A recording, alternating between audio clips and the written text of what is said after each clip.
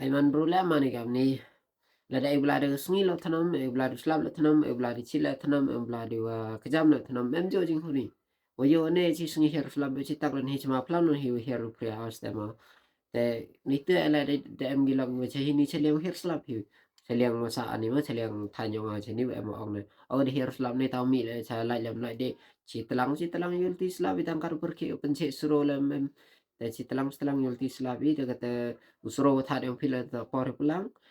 Te ne dan hi chi tak her slab ta chi sngi la de thnam phi sedang phi thnam yu blai. Kan wala bla lam em hun phi har lok manam tu ki phi agam tu ngan di telang yul ti slab ne ke mana her slab ma ngam than ne khanam ri re em suro re.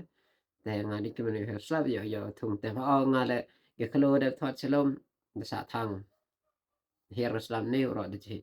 Te le ke man ma ni ba de yo de bon ni tlu ngilok sai than le wodu gilok lai chi janga mi de ke la sai than. Ang snya per to le ya sar te kelama snya per to wa citak dan hier sedap tada em gilak hotnam ne meta ye jing es nya bha yang belai nam tu snya ta wa ha se tanga tele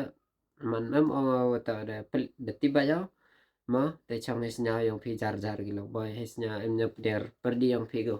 nang po ma wa ya visna yung che them cha chra te boy slap lam em kam phi sro yang phi na sa plek samadan te boy te thnam pi ana te bna hen rai ka hi ching snya nga man yu bna te la ka te trik de to por her slap